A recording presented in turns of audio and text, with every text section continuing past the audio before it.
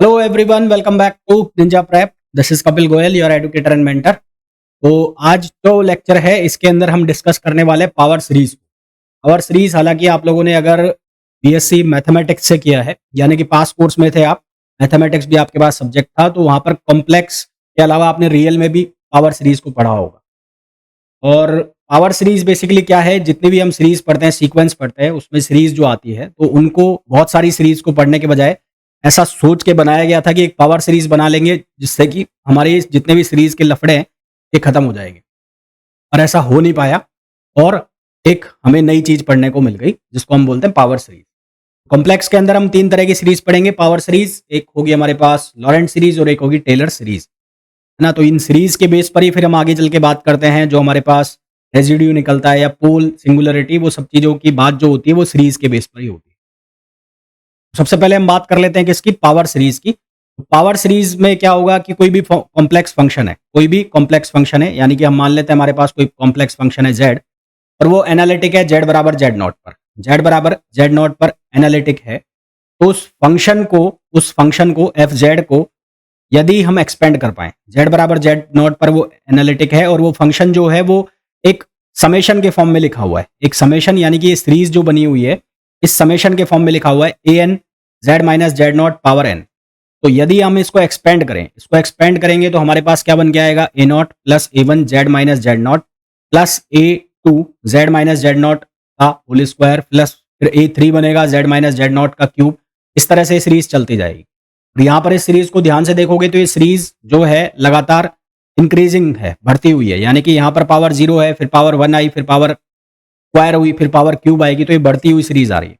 ये जो टर्म्स लिखे हुए हैं A naught A one A two A three, ये सारे के सारे क्या कहलाते हैं, कॉम्प्लेक्स कांस्टेंट। ये जो टर्म्स लिखे हुए हैं A naught A one A two, ये क्या कहलाते हैं, ये कहलाते हैं कॉम्प्लेक्स कांस्टेंट। कॉम्प्लेक्स कांस्टेंट कहलाते हैं। अब यहां पर हमारे पास स्पेशल केस बनाते हैं हम दो। एक केस यदि z नॉट की वैल्यू को हम क्या कर दें, जीरो कर दें, z नॉट की वैल्यू को हम जीरो कर देते हैं, तो यहां पर हमारे पास ये क्या बन जाएगा, A naught plus A one Z plus A two Z square plus A N Z N तक ये चला जाएगा।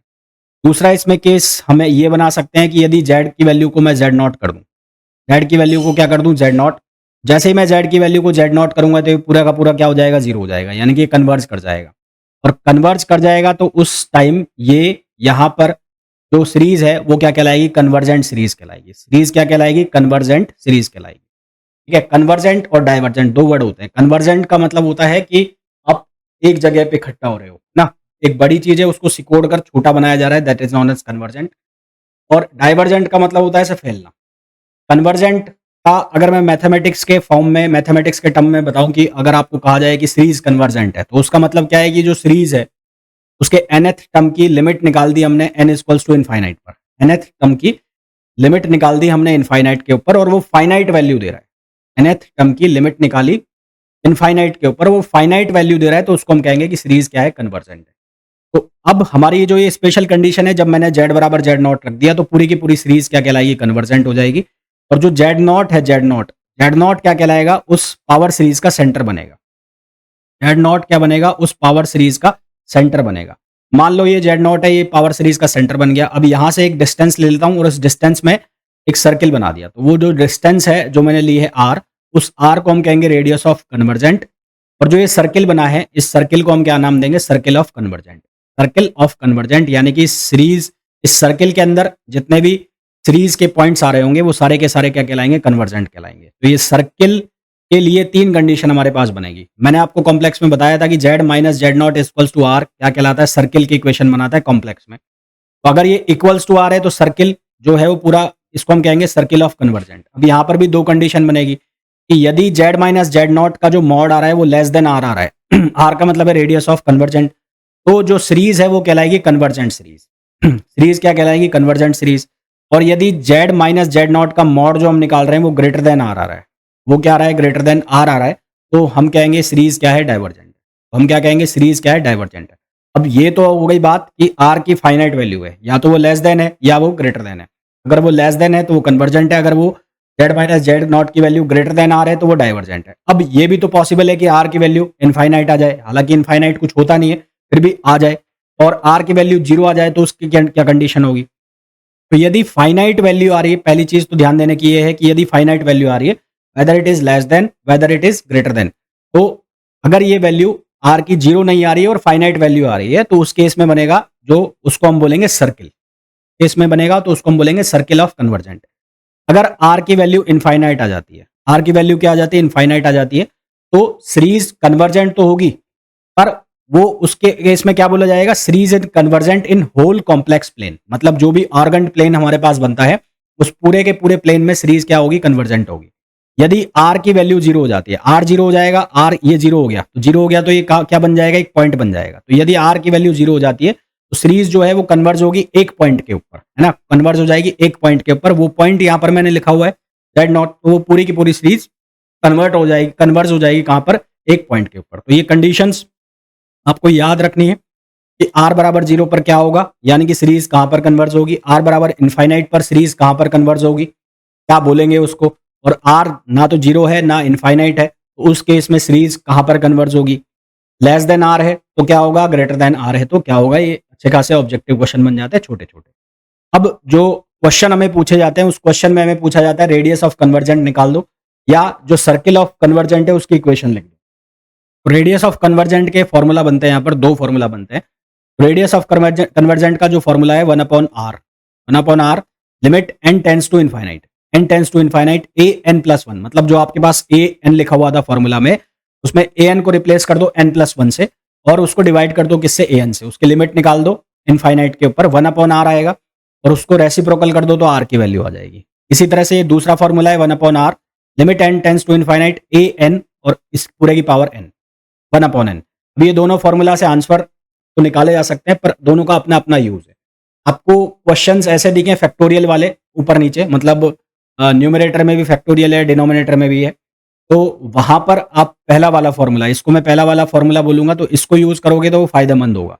इसी तरह से आपको इस तरह के क्वेश्चन दिखे जहां पर a plus one by N power N, वहां पर फिर ये दूसरा वाला फॉर्मूला जो है वो ज्यादा यूजफुल होगा। क्वेश्चन करेंगे तो उससे हमें आइडिया लग जाएगा कि कौन सा फॉर्मूला कहां पर हमें यूज करना है। चलिए कुछ क्वेश्चन करते हैं। पहला जो क्वेश्चन आपको दिख रहा है, उस क्वेश्चन में आपको बोला गया है find the circle of convergent. Circle of convergent का हमें बताना है क्या होगा और इसकी रेडियस निकालनी है। तो एन बराबर जीरो से इनफाइनाइट है। अब ये वाला जो पहला वाला टर्म होता है ये होता है ए एन, और ये है जेड एन। तो सर्किल जो बनता है उसकी इक्वेशन क्या बनती है, Z minus Z not equals to R. तो यहां पर क्या लिखा हुआ है, जेड पावर एन। तो जेड पावर एन का मतलब मैं इसको ऐसे लिख सकता हूं, ऐसे लिख सकता हूं। इसका मतलब यहाँ जेड नॉट की वैल्यू कितनी हो गई, जीरो हो गई। जेड नॉट की वैल्यू कितनी हो गई है, जीरो हो गई है। जेड नॉट हो गया यहाँ पर जीरो। जेड नॉट जिसको हम क्या कह रहे थे, सर्किल का सेंटर, सर्किल के सेंटर के जो कोऑर्डिनेट आ गए वो कितने आ गए, जीरो आ गए। अब ए एन की वैल्यू दी है हमारे पास। जो रेडियस ऑफ कन्वर्जेंट का फॉर्मूला है वो क्या है, one upon are limit N tends to infinite, limit N tends to infinite. ये हो गया A N plus one upon, ये हो गया A N plus one upon A N. हम क्या करेंगे, सबसे पहले ए एन प्लस वन निकाल लेते हैं। तो ए एन प्लस वन निकालोगे तो आपको क्या करना है कि यहाँ पर एन प्लस वन सब्सटीट्यूट करना है। तो ये क्या बनाओगे आप, यहाँ पर फैक्टोरियल कर दोगे किसका, एन प्लस वन का। तो पहले मैं पूरी वैल्यू लिख रहा हूँ, तो एन प्लस वन का फैक्टोरियल और इसका स्क्वायर कौन, यहाँ पर भी एन टू एन लिखा हुआ है तो एन को एन प्लस वन कर देना है। तो ये हो जाएगा टू एन और ये प्लस टू हो जाएगा। एन प्लस वन डालूंगा तो टू एन प्लस टू हो जाएगा, और इस पूरे का क्या हो जाएगा, फैक्टोरियल हो जाएगा। अब यहां से इस फैक्टोरियल को मैं सॉल्व करके लिख देता हूं पहले ही। तो ये क्या बनेगा, एन प्लस वन का फैक्टोरियल को सॉल्व करोगे तो वो बनेगा एन प्लस वन और फिर एन फैक्टोरियल। तो ये बनेगा एन प्लस वन का स्क्वायर हो जाएगा, है ना, क्या हो जाएगा, एन प्लस वन का स्क्वायर हो जाएगा, और ये हो जाएगा एन फैक्टोरियल का स्क्वायर, एन फैक्टोरियल का स्क्वायर। इसी तरह से डिनोमिनेटर में क्या बनेगा, ये बन जाएगा टू एन प्लस टू, ये तो बाहर आ गया, और क्या बन जाएगा, ये बन जाएगा टू एन प्लस वन, और लास्ट वाला टर्म कौन सा बन जाएगा, लास्ट वाला बन जाएगा टू एन का फैक्टोरियल। तो ये किसकी वैल्यू आ गई, ए एन प्लस वन की वैल्यू आ गई। ए एन की वैल्यू हमारे पास ऑलरेडी है ही, तो अब इस फॉर्मूला में वैल्यू सब्सटीट्यूट करनी है। तो इस फॉर्मूला में वैल्यू सब्सटीट्यूट करें तो one upon are limit N tends to infinite. हमें क्या करना है, A N plus one upon A N करना है। तो ए एन प्लस वन की वैल्यू हमने निकाल ली, तो वो क्या वैल्यू है, एन प्लस वन स्क्वायर, और ये क्या है, फैक्टोरियल एन का स्क्वायर, और यहाँ क्या है, ये है टू एन प्लस टू। फिर ये क्या बन रहा है, ये बन रहा है टू एन प्लस वन। फिर ये क्या बन रहा है, ये बन रहा है टू एन फैक्टोरियल। क्या बन रहा है 2n फैक्टोरियल, डिवाइड करना है an से, तो an की वैल्यू कितनी है, वो है n फैक्टोरियल का square upon 2n factorial, n factorial का स्क्वायर, n फैक्टोरियल का स्क्वायर और अपॉन 2n फैक्टोरियल। अब देखो क्या क्या कैंसिल आउट हो रहा है, क्या क्या कट रहा है, तो ये 2n से 2n कैंसिल आउट हो गया, ये n फैक्टोरियल का स्क्वायर, ये n फैक्टोरियल के स्क्वायर से कट गया। तो हमारे पास क्या बचा, हमारे पास बचा 1 upon are limit n tends to infinite, n tends to infinite, ये क्या हो गया n+1, n+1 है ऊपर, यहां से मैं कॉमन निकाल रहा हूं, कितना कॉमन निकाल रहा हूं, n कॉमन निकाल रहा हूं बाहर, तो बाहर कॉमन आ जाएगा n स्क्वायर, ये बच जाएगा 1 अपॉन 1 प्लस n और ये पूरा स्क्वायर, ठीक है। इसी तरह से यहां से कॉमन निकालूंगा, यहां से कॉमन निकाल लूंगा 2n, तो यहां से मैंने कॉमन निकाल लिया 2n, तो ये कितना बच गया, ये बच गया 1 प्लस 1 अपॉन n। इसी तरह से इसमें से कॉमन निकाल लिया मैंने n, इसमें से क्या कॉमन निकाल लिया n, तो यहां पर हमारे पास बच गया, ये बच गया 2 plus 1 upon n, 2 plus 1 upon n। N की लिमिट कितनी रखनी है, एन की जो ये है एन की वैल्यू देखो, यहाँ एन स्क्वायर है, ये एन है और ये एन है, ये कट गया, तो हमारे पास बचा क्या, हमारे पास बचा limit N tends to infinite, limit N tends to infinite, ये हो गया 1 प्लस 1 अपॉन एन स्क्वायर और ये क्या हो गया, ये हो गया 2 1 प्लस 1 अपॉन एन और ये क्या हो गया 2 प्लस 1 अपॉन एन। अब लिमिट डालो N tends to infinite, 1 upon R निकालोगे, तो यहाँ n की वैल्यू इनफाइनाइट डालोगे तो 1 अपॉन इनफाइनाइट 0, तो ऊपर तो आ जाएगा 1, 1 आ गया, नीचे क्या बनेगा 1 और यहाँ पर भी क्या रह जाएगा 1 अपॉन इनफाइनाइट 0, तो ये हो जाएगा 2 इंटू 2, 2 इंटू 2, तो ये वैल्यू कितनी आ गई 1 अपॉन 4, तो ये 1 अपॉन आर की वैल्यू आई है, हमें किसकी वैल्यू चाहिए आर की, तो आर की वैल्यू कितनी आ जाएगी 4। तो हमारे पास जो सर्किल है, सर्किल की इक्वेशन क्या है, z minus Z not equals to R, Z not तो 0 हो गया, तो सर्किल की जो इक्वेशन है वो क्या हो जाएगी, z mod z equals to R, R की वैल्यू कितनी आ गई है 4 आ गई, तो हमारे पास जो इक्वेशन बन जाए। अब आइए नेक्स्ट क्वेश्चन पे, नेक्स्ट क्वेश्चन में हमें ये जो सीरीज दी हुई है इसका रेडियस ऑफ कन्वर्जेंट निकालना है। सबसे पहले इस सर्किल के कोऑर्डिनेट निकाल लो आप कितना आएंगे, तो इसको कंपेयर करो किससे, z minus Z not, Z minus Z not से कंपेयर करोगे तो उसका जैसा बना लो, इसको बना सकते हो, तो कैसे लिखोगे, माइनस आयोटा माइनस 1 लिख दिया मैंने, तो यहाँ पर जेड नॉट जो है उसकी वैल्यू कितनी आ गई, जेड नॉट की वैल्यू आ गई आयोटा माइनस 1, या आप इसको ऐसे भी लिख सकते हो -1 प्लस आयोटा, मीन्स कि इसका जो कोऑर्डिनेट है उसमें x की वैल्यू कितनी हो गई है, x की वैल्यू हो गई -1 और y की वैल्यू हो गई है कितनी 1, तो ये इस सर्किल के क्या आ गए, सेंटर आ गए, -1, 1। हमें क्या निकालनी है, हमें निकालनी है रेडियस ऑफ कन्वर्जेंट, तो 1 upon R equals to limit, ये क्या हो जाएगा n टेंस टू इनफाइनाइट, ठीक है। ये फॉर्मूला क्या है हमारे पास, an+1 अपॉन an, ये फॉर्मूला है।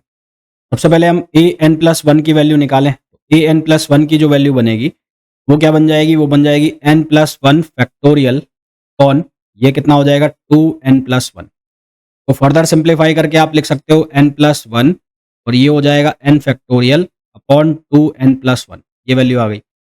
अब ये जो वैल्यू आई है इसको यहाँ पर सब्स्टिट्यूट कर दें, यहाँ पर सब्स्टिट्यूट करेंगे तो ये बन जाएगा 1 upon are limit n tends to infinite, limit n tends to infinite और an+1 को हम रखेंगे तो यहाँ पर क्या बन जाएगा n+1 और n फैक्टोरियल अपॉन, यहाँ पर क्या वैल्यू आ जाएगी, ये आ जाएगी 2n+1, ये कितना आ जाएगा 2n+1 और फिर यहाँ इसको डिवाइड करेंगे हम an से, तो an से डिवाइड करेंगे, an की वैल्यू कितनी है, factorial n upon 2 power n, ये हो जाएगा फैक्टोरियल n और अपॉन 2 पावर n ऊपर पहुंच जाएगा, तो यहाँ से फैक्टोरियल n से फैक्टोरियल n कैंसिल हो गया हमारे पास, ठीक है।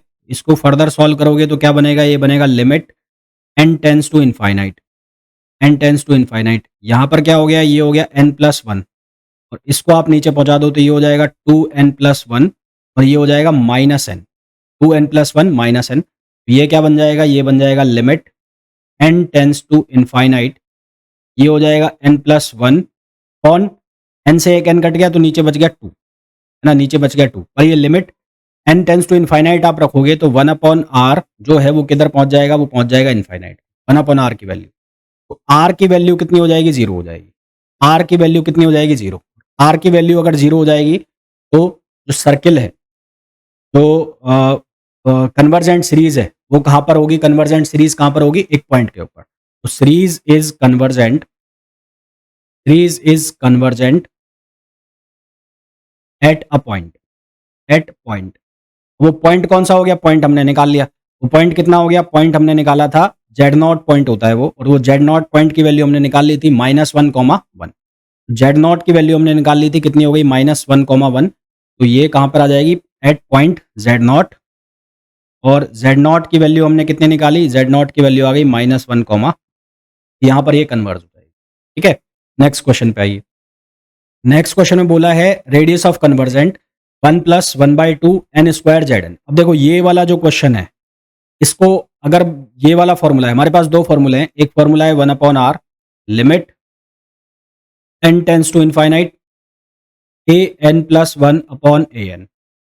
एक तो ये फॉर्मूला है, और दूसरा फॉर्मूला हमने जो पढ़ा था वो पढ़ा था limit n tends to infinite और an और पावर 1/n।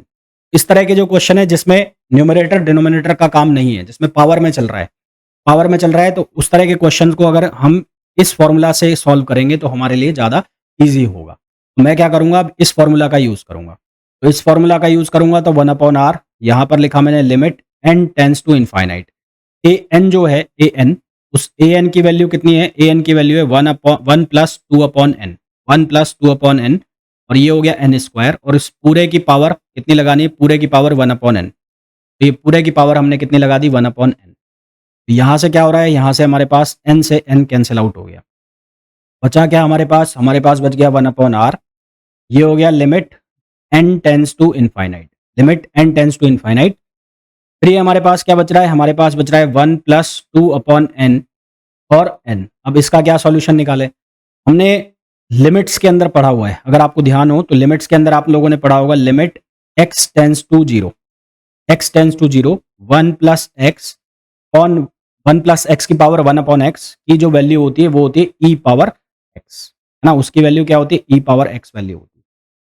तो यहाँ पर हमारे पास लिखा हुआ है 2/n, इसको n/2 अगर मैं बना लूँ, यानी कि इसको रेसिप्रोकल में बना लूँ, तो इसको रेसिप्रोकल में हम कैसे बना सकते हैं, यहाँ पर लिखा है 1 + 2/n, और यहाँ पर क्या बनना चाहिए, इस फॉर्मूला को लगाने के लिए 1/x। तो यहाँ पर x की वैल्यू जो है, x की वैल्यू है कितनी, 2/n। तो बाहर क्या हो जाना चाहिए, बाहर बनना चाहिए मेरे पास n/2, है ना, ये 2/n है तो ये बनना चाहिए n/2। तो ये कैसे बनाऊं, इसको बनाने के लिए मैं क्या लिखूंगा, 1/r = limit n tends to infinite. ये है 1 + 2/n, इसको मैंने लिख लिया n/2, ठीक है, और इसको मल्टीप्लाई भी कर दिया किससे, 2 से। तो यहाँ पर फॉर्मूला लग जाएगा, अब इसके लिए फॉर्मूला लग जाएगा, और ये क्या वैल्यू दे देगा, ये दे देगा e पावर 2 ना, ये क्या वैल्यू दे देगा, ई वैल्यू दे देगा, सॉरी ये क्या आता है, ई आता है यहाँ पर, ये हो जाए तो ये ई आता है। तो यहाँ पर ये क्या वैल्यू दे देगा, ई वैल्यू दे देगा। 1/r जो है उसकी वैल्यू कितनी आ जाएगी, e²। तो ये 1/r की वैल्यू आई है, हमें किसकी वैल्यू निकालनी है, हमें r की वैल्यू निकालनी है। तो r की जो वैल्यू हो जाएगी वो हो जाएगी e पावर -2, r की जो वैल्यू है वो कितनी हो जाएगी, e पावर -2। ये फॉर्मूला हमें यहाँ पर यूज करना था। नेक्स्ट क्वेश्चन पे आइए। नेक्स्ट क्वेश्चन में भी वैसा ही क्वेश्चन है जैसा कि अभी हमने किया था, तो यहाँ पर भी वही वैसा ही फॉर्मूला लगाऊंगा, 1/r = limit n tends to infinite, और ये क्या होगा, an और पावर 1/n। इस फॉर्मूला में अगर मैं इसको सब्सटीट्यूट कर देता हूँ, वैल्यू रख देता हूँ, यहाँ पर क्या बनेगा, यहाँ पर an ये है, तो limit n tends to infinite, और ये क्या बनेगा, n log n, और इस पूरे की पावर कितनी हो गई, 1/n हो गई। अब इसको सॉल्व करने के लिए क्या करें, दोनों साइड हम log ले लेंगे, तो टेकिंग log बोथ साइड्स, दोनों साइड पे हम क्या ले लेंगे, log ले लेंगे। ये बन जाएगा log 1/r, ये क्या बन जाएगा, log 1/r। यहाँ पर ये सेम रहेगा, limit n tends to infinite, इसका भी log लेना है, इसका log लोगे तो 1/n जो है वो तो आगे आ जाएगा, और ये क्या बन जाएगा, ये बन जाएगा log, और ये n log n, है ना। तो आपने log की प्रॉपर्टी पढ़ी है, log की प्रॉपर्टी क्या है, log x² क्या हो जाता है, 2 log x हो जाता है। तो यहाँ log n है तो log n आगे आ जाएगा, तो ये बन जाएगा log 1/r = limit n tends to infinite, तो ये हो जाएगा log N square, log N square हो जाएगा, क्योंकि लॉग एन आगे आएगा तो ये लॉग एन स्क्वायर हो जाएगा और ये हो जाएगा 1 अपॉन ये एन हो जाएगा, ये क्या हो जाएगा, एन हो जाएगा।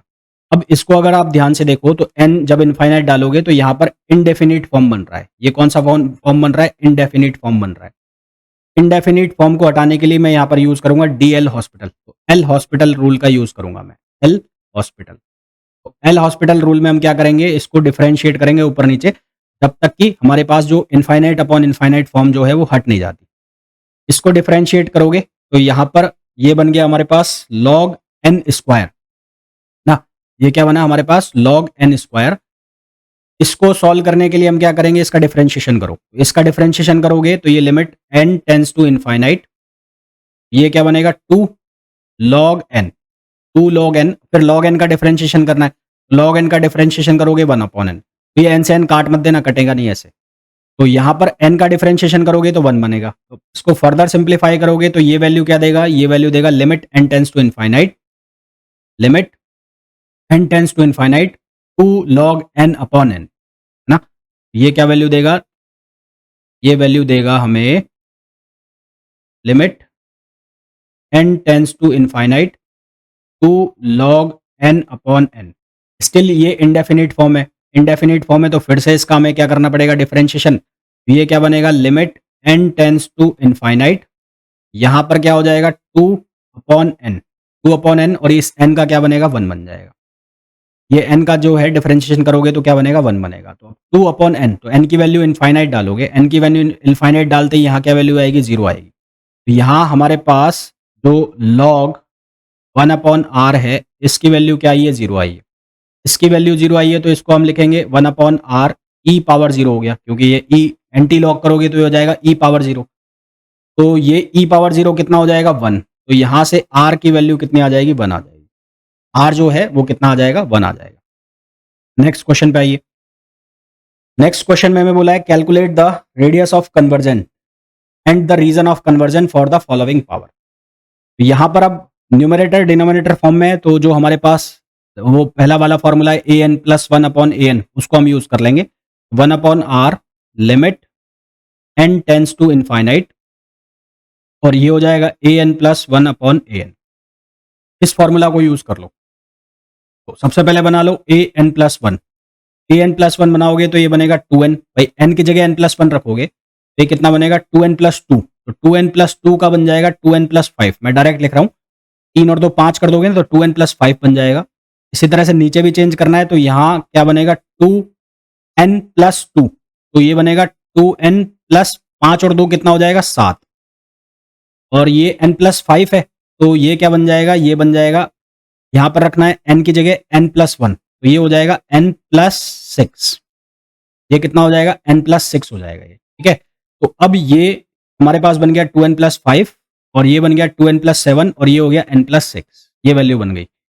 अब इसको इस फॉर्मूला में रखना है, तो इस फॉर्मूला में रखेंगे तो क्या बनेगा 1 upon are limit N tends to infinite, value डालो ए एन प्लस 1 की, तो ए एन प्लस 1 की वैल्यू क्या बनी थी 2n प्लस 5, और ये क्या वैल्यू बनी, ये बनी 2n प्लस 7, और एक वैल्यू बनी हमारे पास n प्लस 6, n प्लस 5 वाली थी ना, वो क्या हो जाएगी n प्लस 6 हो जाएगी। और इसको डिवाइड करना है हमें, तो डिवाइड कर रहे हैं तो ऊपर चला जाएगा, नीचे क्या आ जाएगा, नीचे आ जाएगा हमारे पास ये 2n प्लस 3 आ जाएगा, तो नीचे आ जाएगा हमारे पास 2n प्लस 3, और ये कितना हो जाएगा, ये हो जाएगा 2n प्लस, यहाँ से ये 2n प्लस 5 डिनोमिनेटर में है तो ये ऊपर चला जाएगा, तो ये हो जाएगा 2n प्लस 5, 2n प्लस 5, और एक हो जाएगा हमारे पास n प्लस 5, ये बन गया। तो यहाँ से अब क्या करेंगे, यहाँ से इसको सॉल्व करने के लिए हम कॉमन निकालेंगे n टेंस टू इनफाइनाइट, यहाँ से कॉमन निकाल लिया 1 upon n, 1 upon n common निकाल लिया, सॉरी, इसमें से कॉमन निकाल लो n, तो n यहाँ से कॉमन निकाला तो ये बनेगा 2 प्लस 5 अपॉन n। इसी तरह से यहाँ से कॉमन निकाला n तो ये बनेगा 2 प्लस 5 अपॉन n, और सिमिलरली यहाँ से भी कॉमन निकाला आपने n, तो ये बन जाएगा 1 प्लस 5 अपॉन n। फिर ये डिनोमिनेटर वाले का करोगे तो n कॉमन निकालो, तो ये बचेगा 2 प्लस 7 अपॉन n, फिर यहाँ से n कॉमन निकालो तो ये बचेगा 1 प्लस 6 अपॉन n। यहाँ से n कॉमन निकालोगे तो ये बचेगा 1 प्लस 2 प्लस 3 अपॉन n। अब वैल्यू डाल दो n की, तो ये वाले n तो कट जाएंगे, ये n, ये n, ये n, ये n, ये n, ये n। n की वैल्यू इनफाइनाइट डालोगे तो यहाँ क्या बचेगा, ये बचेगा 2, ये भी बचेगा 2 और ये बचेगा 1 ऑन, यहाँ बचेगा 2, यहाँ बचेगा 1 और यहाँ बचेगा 2। ये 2 कैंसिल हो जाएंगे, आंसर कितना आ जाएगा, 1 आ जाएगा ना। आंसर इसका कितना आ जाएगा, 1 आ जाएगा। तो ये 1 अपॉन आर की जो वैल्यू है हमारे पास आ गई 1, तो आर की वैल्यू भी कितनी आ जाएगी, 1 आ जाएगी। आर की वैल्यू भी कितनी आ जाएगी, 1 आ जाएगी। नेक्स्ट क्वेश्चन पे आइए। नेक्स्ट क्वेश्चन में बोला है find the radius of convergence. अब यहाँ पर सीरीज जो है वो एक्सपेंड करके लिखी हुई है, तो सबसे पहले इसका nth टर्म आपको निकालना पड़ेगा। nth टर्म के फॉर्म में जब आप इसको निकालोगे यानी कि एफ एन बनाओगे आप, तो वो सीरीज कैसे बन रही होगी, n इक्वल्स टू 0 से इनफाइनाइट और ये चालू है 0 1 3 है ना, तो ये जा रही होगी ऐसे, तो ये जा रही है 0 1 3 5 ऊपर इस तरह से जा रही है। तो इसका nth टर्म बना लो आप, तो इसका nth टर्म बनाओगे जब आप, तो nth टर्म कैसे बन रहा होगा, z यहाँ पर बन रहा होगा 1 3 5 और ये कहाँ तक जा रहा है, ये जा रहा है 2n माइनस 1। ये जो टर्म है ये कहाँ तक जा रहा है, ये जा रहा है 2n माइनस 1 कौन, ये चल रहा है कहाँ से, 2 5 8 है ना, 2 5 8 इस तरह से चल रहा है। तो ये क्या बनेगा, ये बनेगा 2 5 8 इस तरह से चल रहा है और यहाँ पर जो टर्म बन जाएगा वो बन जाएगा 2n माइनस 1, ये 3n माइनस 1, ये क्या बन जाएगा 3n माइनस 1 और ये हो जाएगा zn, ये हो जाएगा zn। तो कुल मिलाकर an की जो वैल्यू है वो an की वैल्यू हो गई यहाँ पर 1 3 5 एंड सो ऑन और ये कहाँ तक जा रही है, 2n माइनस 1 तक जा रही है। और इसी तरह से जो डिनोमिनेटर वाला टर्म है वो 2 5 8 एंड सो ऑन और ये कहाँ तक जा रहा है, 3n माइनस 1 तक जा रहा है। अब हमें टर्म निकालना है कौन सा, an प्लस 1 वाला। तो an प्लस वाला टर्म जब हम निकालेंगे तो जहाँ n लिखा हुआ है उसकी जगह n प्लस 1 लिख दो। n लिखा हुआ है n प्लस 1 लिखोगे तो ये बनेगा 1 3 5 और 2n माइनस 1 ये रख दिया मैंने, n प्लस 1 सॉरी, और ये हो गया माइनस 1 और यहाँ पर नीचे क्या बनेगा, ये बनेगा 2 5 8, ये बनेगा 2 5 8 और ये कितना बन जाएगा 3n माइनस 1 और माइनस 1। इसको जब हम फर्दर सिंप्लीफाई करेंगे तो 1 3 5 एंड सो ऑन ये बनेगा 2n प्लस 2 और दो में से एक माइनस हो जाएगा तो ये बन जाएगा कितना, ये बन जाएगा 2n प्लस 1 और इसके जस्ट पहले वाला जो टर्म होगा वो कितना होगा 2n माइनस 1, पहले वाला टर्म कितना होगा 2n माइनस 1। इसी तरह से जो डिनोमिनेटर वाला पार्ट है, डिनोमिनेटर वाले पार्ट में क्या आ जा रहा है 2 5 8 और इसको सॉल्व करोगे तो ये बनेगा 3n प्लस 2 बन जाएगा। तो इसके पहले वाला कितना बन रहा होगा, इसके पहले वाला बन रहा होगा 3n माइनस 1। अब इनका रेशो निकालना है, तो limit n tends to infinite an plus 1 upon an, ये रेशो निकालना है। क्या बनेगा 1 3 5 एंड सो ऑन, ये हो गया 2n माइनस 1 और 2n प्लस 1 ऑन, ये कितना हो जाएगा, ये हो जाएगा 2 5 8, ये हो जाएगा 3n माइनस 1 और 3n प्लस 2 और डिवाइड किया है हमने इसको an से, तो an की वैल्यू कितनी थी 1 3 5 और ये कहाँ तक जा रहा है, ये जा रहा है 2n माइनस 1 तक ऑन, ये हो जाएगा 2 5 8 और ये कहाँ तक जा रहा है, ये जा रहा है 3n माइनस 1 तक। इसको जब हम सिंप्लीफाई करेंगे तो ये कटेगा और ये कटेगा, ये कटेगा और ये कटेगा। हमारे पास वैल्यू क्या बनेगी, बचेगी जो हमारे पास वैल्यू वो बचेगी 2n प्लस 1 और ये कितनी बचेगी 3n प्लस 2। तो limit n tends to infinite an plus 1 upon an की जो हमारे पास वैल्यू बच गई वो बच गई 2n plus 1, 2n plus 1 upon ये क्या वैल्यू आ गई 3n प्लस 2, 3n प्लस 2। ऊपर से कॉमन निकाल लिया मैंने n, तो ये बच गया 2 प्लस 1 अपॉन n। इसी तरह से नीचे से भी कॉमन निकाल लिया यानी कि डिनोमिनेटर में से n कॉमन निकाल लिया तो ये बच गया 3 प्लस 2 अपॉन n। तो ये n से n कैंसिल हो गया और n की वैल्यू इनफाइनाइट डालोगे तो ये वैल्यू आ जाएगी 2/3। तो ये 1 अपॉन r की वैल्यू आई है कितनी 2/3। हमें किसकी वैल्यू निकालनी है, हमें r की, तो r की वैल्यू कितनी हो जाएगी 3/2।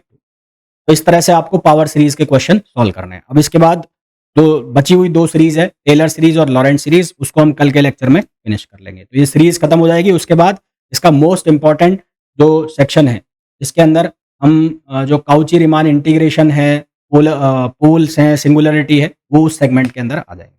तो मिलते हैं नेक्स्ट वीडियो में। Till then thank you, bye bye.